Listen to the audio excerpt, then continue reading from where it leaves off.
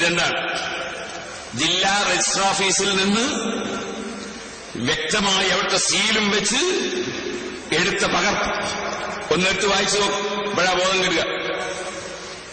1/34-35 നമ്പറായി register ചെയ്ത സമസ്ത കേരള ജംഇയ്യത്തുൽ ഉലമയുടെ 23/7/1999 നടന്ന വാർഷിക പൊതുയോഗത്തിൽ തെരഞ്ഞെടുത്ത 2001 വർഷത്തേക്കുള്ള ഭാരവാഹികളുടെ ലിസ്റ്റ് താഴെ ചേർക്കുന്നു.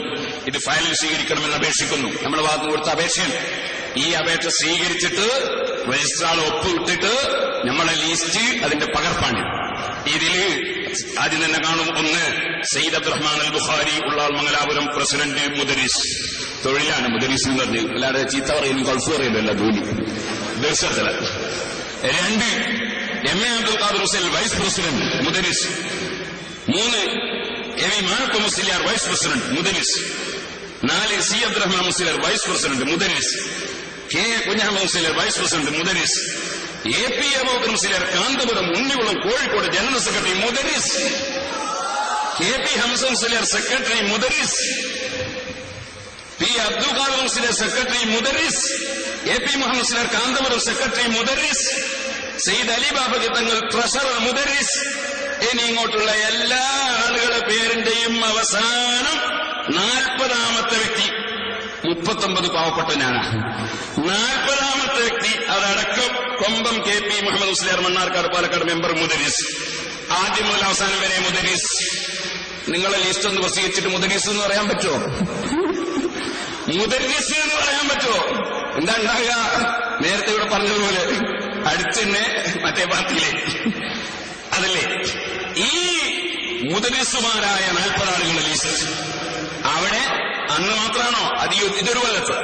പിന്നെ 2001-2002 പിന്നെ 2002-2003 പിന്നെ 2003-2004 പിന്നെ 2004-2005 വർഷത്തേക്കുള്ള ഭാരവാഹികളുടെ list.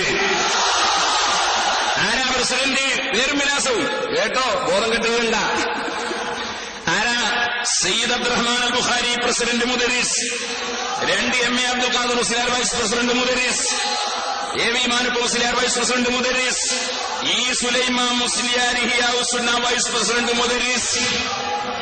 AP. Aboobacker Musliyar Kanthapuram general secretary മുദരിസ്. കെ.പി. ഹംസ മുസ്ലിയാർ സെക്രട്ടറി മുദരിസ്. പി. അബ്ദുൽ ഖാദർ മുസ്ലിയാർ സെക്രട്ടറി മുദരിസ്. എ.പി. മുഹമ്മദ് മുസ്ലിയാർ കാന്തപുരം സെക്രട്ടറി മുദരിസ്. ഇനി ബാക്കി മുഴുവനും മുദരിസുമാര് തന്നെ. ഇത് 2004-2005 ഇനി ഞാനൊരു ചെറിയ വെല്ലുവിളി. നാളെ തന്നെ രജിസ്ട്രാറാണ് തീരുമാനമെടുക്കേണ്ടതെന്ന് നാടൊട്ടാകെ പ്രസംഗിച്ച് നടക്കുന്ന സമസ്തക്കാരെ, അത് എന്ത് സമസ്തയാ അതിപ്പോ പറയുന്നില്ല, ഞാൻ കുറച്ച് കഴിഞ്ഞിട്ട് പറയാം. ചേളാരിയോ? ആ സമസ്തക്കാരെ ഞാൻ വെല്ലുവിളിക്കുന്നു. ഞാൻ സമസ്ത മുശാവറയിൽ ഒരു അംഗമാണെന്ന നിലക്ക് ആധികാരികളെ തന്നെ വെല്ലുവിളിക്കും. ഞാൻ നിങ്ങളോട് ചോദിക്കുന്നു, നാളെ നിങ്ങൾക്ക് സ്വാധീനമുള്ള പത്രത്തിലോ അല്ലാത്ത പത്രങ്ങളിലോ വേണ്ട, ഞങ്ങൾ പ്രസിദ്ധീകരിച്ചു കൊള്ളാം, പത്രം നിങ്ങൾ എടുത്തുണ്ട്, നിങ്ങൾ കൊണ്ടുതന്നു വെച്ചാൽ മതി. എന്താ വേണ്ടത്? കോഴിക്കോട് ജില്ലാ രജിസ്ട്രാർ ഓഫീസിൽ നിന്ന് കോഴിക്കോട് ജില്ലാ രജിസ്ട്രാറുടെ സീലും ഒപ്പും വെച്ചിട്ട് 2004-2005, അതായത് കാലം അതറിയില്ലേ, വർഷം അറിയില്ലേ, 2004-2005 സമസ്ത കേരള ജംഇയ്യത്തുൽ ഉലമ നിങ്ങളെ പ്രസിഡന്റും നിങ്ങളെ സെക്രട്ടറിയുമായിട്ടുള്ളതാണെന്ന് പറയുന്ന ഒരു രേഖ ഇവിടുത്തെ രജിസ്ട്രാർ ഓഫീസിൽ നിന്ന് വാങ്ങിക്കൊണ്ടുവന്ന് തന്നാൽ നാളെ സിറാജിൽ ഞങ്ങൾ പ്രസിദ്ധീകരിച്ചു കൊള്ളാം. കൊണ്ടുതരാൻ ധൈര്യമുണ്ടോ? അപ്പോ എന്തിനാ ഞങ്ങൾ പോയതെന്നറിയോ? ഒരർത്ഥമില്ലാത്ത കേസിലാ കാന്തപുരം പോയതെന്നാ ഇവിടുത്തെ ആള് പ്രസംഗിച്ചത്. കാന്തപുരം പോയത് അതിനല്ല, ഞങ്ങൾക്ക് ഈ രജിസ്ട്രാർ പറഞ്ഞതാണ് ശരിയെന്ന് അന്ന് പറഞ്ഞാൽ പോരാ, നിങ്ങളെ കൊണ്ട് എപ്പോഴും പറയിക്കണം. അതിന് സുപ്രീം കോടതിയിൽ ഒരു വിധി വേണം. രജിസ്ട്രാർ പറഞ്ഞേ റെഡി എന്നൊരു വിധി അവിടെ വാങ്ങിവെച്ചാൽ ഇപ്പോൾ ഞങ്ങൾക്ക് ഇതങ്ങെടുത്ത് കാണിച്ചാൽ മതിയാ.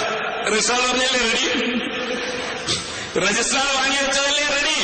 എന്നാ വർഷങ്ങളായി സമസ്ത കേരള ജംഇയ്യത്തുൽ ഉലമയുടെ ലിസ്റ്റ് ഞങ്ങളുടെ ഭരണസമിതിയാണ് അംഗീകരിക്കപ്പെട്ടിട്ടുള്ളത്. ഇതുകൊണ്ടാ പറയുന്നത്, സമസ്ത നിങ്ങളുടേതാണെന്ന് വാദമുണ്ടെങ്കിൽ പോകണം നിങ്ങൾ കോടതിയിലേക്ക്. അതിന് മുതലക്കുളത്തല്ല വരേണ്ടത്, കോടതിയിലാണ് പോകേണ്ടത്. കോടതിയിൽ പോയി ഈ എത്രയോ വർഷങ്ങളായി കാന്തപുര രാമചന്ദ്രൻ ജനറൽ സെക്രട്ടറിയായി, ഉള്ളാർത്തങ്ങൾ പ്രസിഡന്റായി ഉള്ള ലീസ്റ്റാണ് അവിടെ ഉള്ളത്. ഞങ്ങളുടേതാകുന്നു സമസ്ത. അതുകൊണ്ട് വിനീതമായി ഞങ്ങളതാണ് സമസ്ത തീരുമാനം തരണമെന്ന് പറഞ്ഞ് കോടതിയിലേക്ക് പോയിക്കോളൂ. ചേളാരിക്കാരെ, നിങ്ങൾ വിഷയം അറിയാതെ വെറുതെ നടക്കുന്നു. സുപ്രീം കോടതി വിധിയുണ്ടായി പോലും. അതെ,